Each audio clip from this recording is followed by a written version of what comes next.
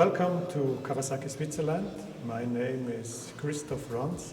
I'm service manager and I'm also responsible for that museum. Here we are now in our museum. Behind me you see our whole museum with about 90 bikes. This museum is the biggest museum in Europe, the biggest Kawasaki museum. Here in this museum all bikes are brand new, and the bikes which you see here were originally collected from the Swedish importer who has started the collection. And in 1988 the collection was sold to Switzerland, and when the collection came to Switzerland it were about 80 bikes, and now, as I told you before, we have 91 bikes. The oldest bikes we have are bikes of the early 60s. Beside me you see one of the first bikes which came to Europe from Japan.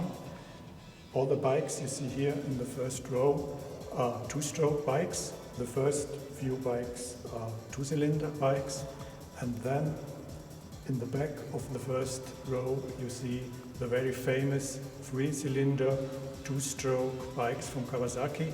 The most famous bike is the H1, which is the white one here in the middle of the first row. The three-cylinder two-stroke bikes were the first bikes which were sold in Europe from Kawasaki in big quantities. As I told you, the most important one was the H1, the white one, and with that bike also it was used for racing, and this bike was very powerful and was used in America also for dragster races, for speed races, and was very famous for his power and won a lot of races.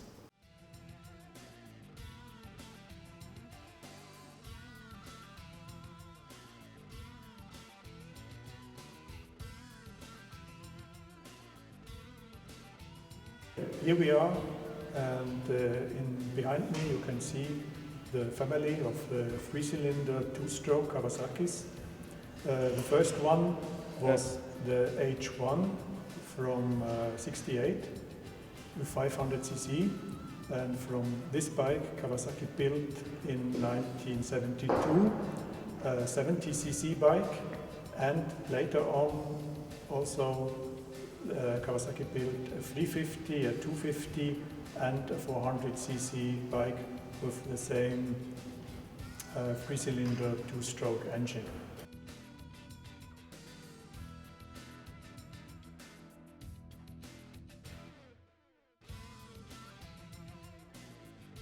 Here you can see the Kawasaki Z1, which is today the most important classic Japanese motorcycle in the world. The Kawasaki Z1 came in 1973 and was the most powerful bike on the market. 80 horsepower, 900cc, four-cylinder, four-stroke engine, two-valve, two camshafts, and over 200 kilometers per hour fast. So this bike was for the people very, very important, and people loved the bike. Every young motorcycle enthusiastic wants to have that bike. So this bike really was very important for the whole motorcycle scene, and also very, very important for Kawasaki, because from this motorcycle as a base Kawasaki produced many, many other models. Here on the right you can see the Kawasaki Z1R, which is developed from that Z1 with a very futuristic design. Also the Kawasaki MK2 with the fuel injection, which was called Kawasaki Z1000H, which came in 1980 and was the first fuel injection bike ever on the market sold as in big quantities. From this base engine, from the Z1, also models with shaft drive for tuning were developed. Also bikes with chopper style in the American style, the Kawasaki Z1000 LTD, and so on. Many bikes were developed from that Z1. Kawasaki was always very famous for their technology, and this bike was really a big step from two-stroke to a four-stroke engine, and also in displacement to 900cc. This was the real super bike from the 70s, with 80 horsepower and more than 200 km/h fast. This bike was used for many different kind of things. For example, also for racing. This bike was modified with cowlings and handlebars and many technical parts to race bikes, and you can compare it with ZX10 from today, which is the most hypersport bike of today. But this bike was also modified to tuning bikes, to chopper bikes, and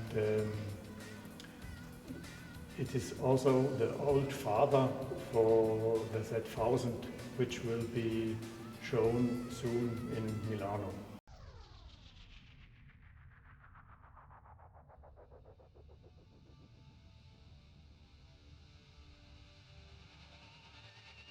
This bike is the Spectre 1100, one of the latest models based on the Z1, and you can see on the design that this bike was originally designed for the US market, and this bike was also only sold on the US market and not imported to Europe.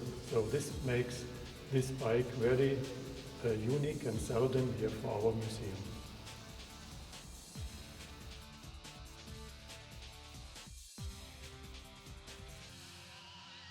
In 1976, Kawasaki started after the Z1 with the next model family based on this Kawasaki Z650.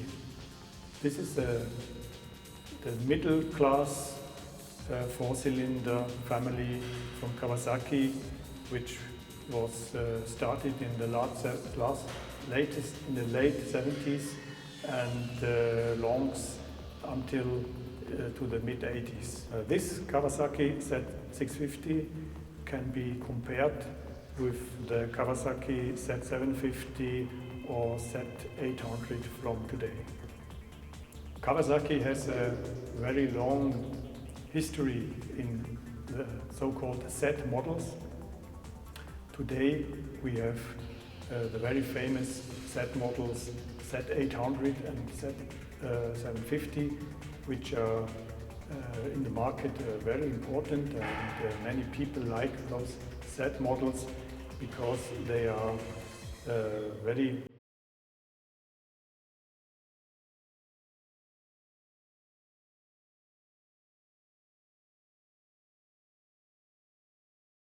talking about turbo engines. Most people think that these are engines very difficult to ride, very powerful, but almost impossible to have under control. Not so on the Kawasaki Turbo. Kawasaki built a turbo bike in 1984, and this bike was very famous for his power and his chassis, and also that this was a turbo bike which was very good rideable, very easy rideable, also for not so experienced riders. Many car manufacturers use today turbo engines for their cars. For motorcycles today, it is very rare to find a bike with a turbolader. Turbocharged bikes were built in the 80s. Turbocharged engines for bikes were only built in the 80s by a few manufacturers. Today it's very rare to find turbo engines on bikes. The optic is very important for the motorcyclist. Most buyers buy the bike with the eye. So you see here a prototype picture. Kawasaki does not very often show us pictures of prototype bikes, but in the case of the turbo,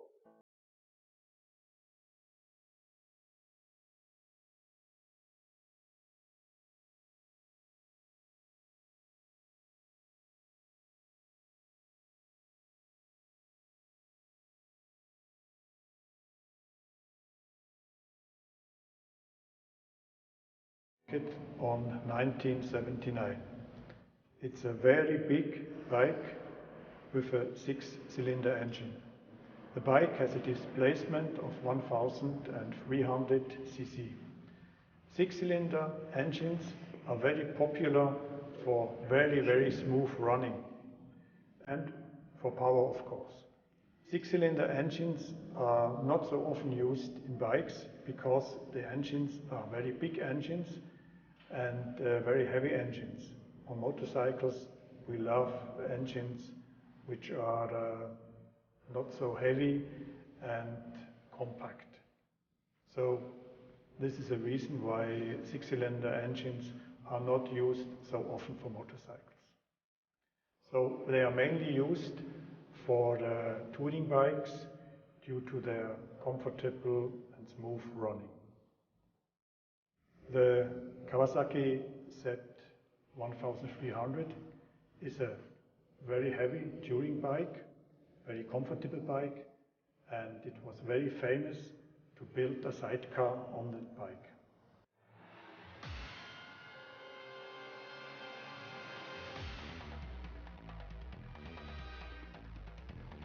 This is the bike Tom Cruise was riding in the film Top Gun. Many people can remember that film. For Kawasaki, this bike was a very important step from cylinder heads with 2 valves to cylinder heads with 4 valves.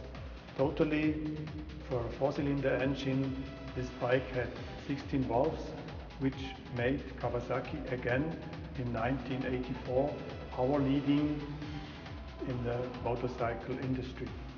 This bike was also very famous for the new generation of frames which are very stable and has a very good handling.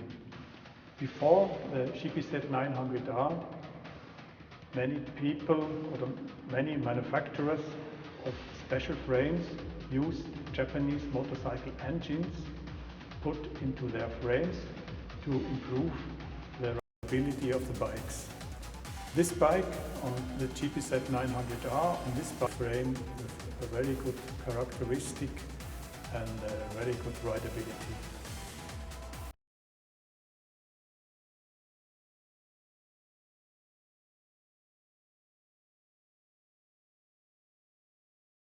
In 1990, Kawasaki again brought something technology-wise leading to the market, so-called the ram air system. The ram air system is an induction system with which the engine can breathe fresh and cold air on the front of the cowling to the engine. The advantage is that with cold and fresh air, the volumetric efficiency of the cylinder head is higher than with warm air, which will come to the airbox under the fuel tank. Also, with that ram air system, the performance is increased due to pressure which is coming to the cowling by the wind riding over 140 kilometers per hour.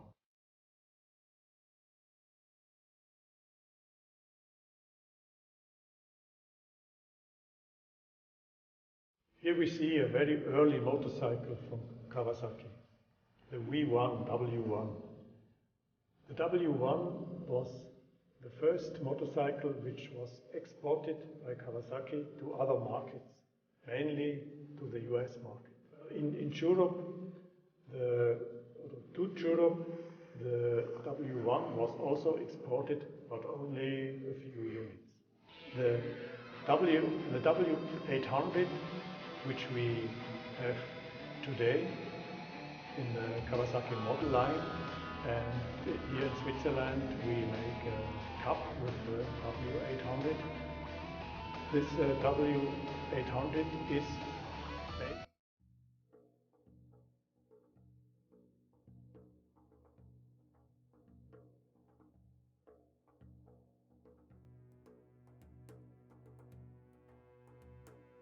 Kawasaki is very well known for super sport and fast bikes, but Kawasaki has also a long history for cruiser bikes called VN or Vulcan bikes.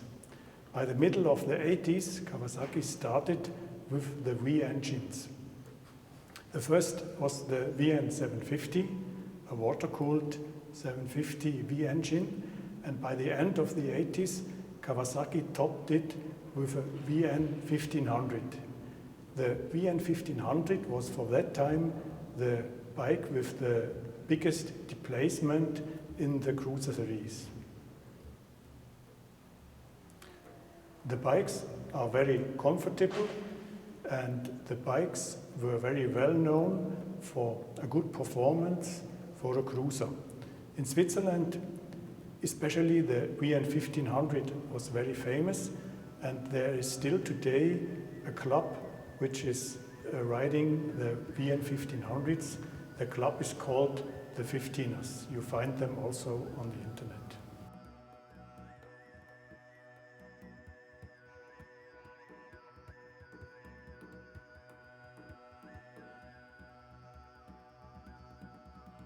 Most of the people who collect bikes show in their museums mainly bikes with big displacement, fast bikes, big bikes, not so in our museum.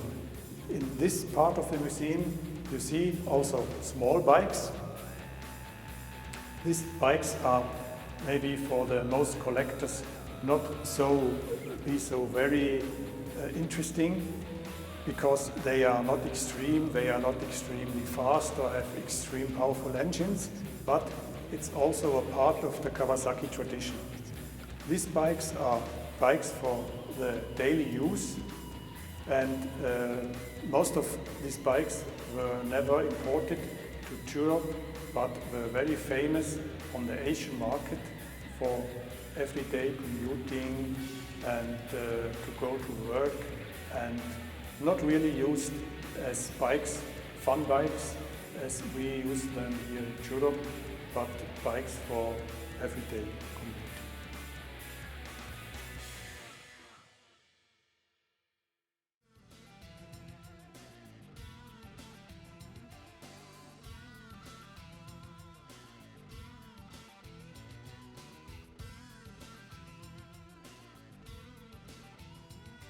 Kawasaki also started very early with enduro and motocross bikes. Here you see some motocross bikes from the 80s. There are also bikes existing from the 70s and late 60s. A very unique bike which we have here in our museum is the KT250, a trial bike.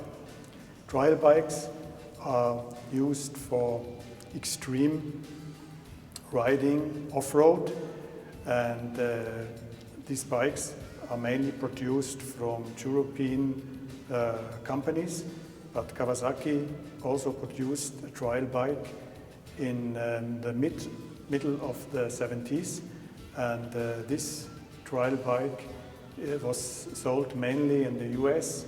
Only a very few units ever reached Europe, and maybe this is one of the most beautiful and unique bikes which you can find in Europe, because it is like all our bikes here in the museum, a brand new bike the engine has never turned, the bike was never be on the road. It's really absolutely a new bike from 1975.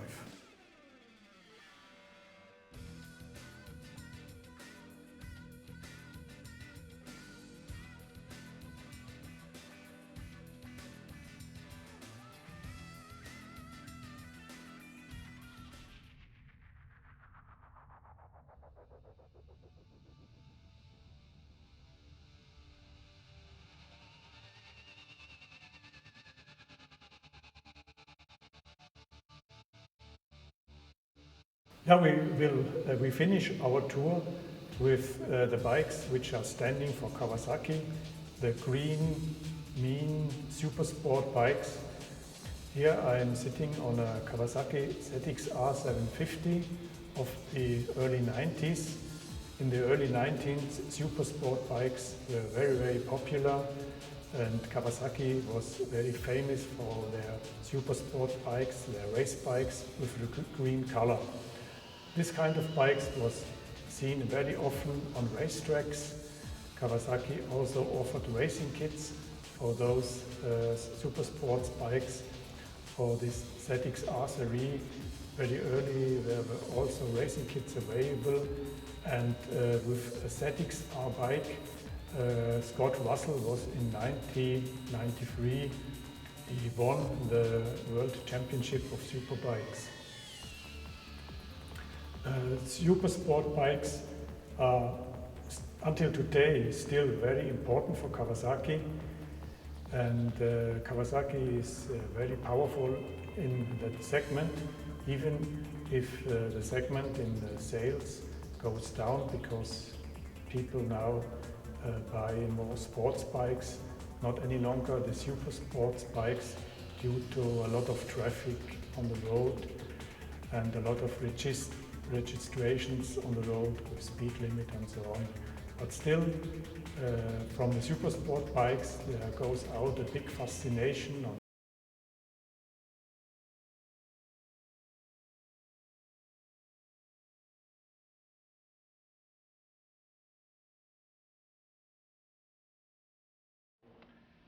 By the end of the 90s, the super sport bikes became more and more powerful and more fast.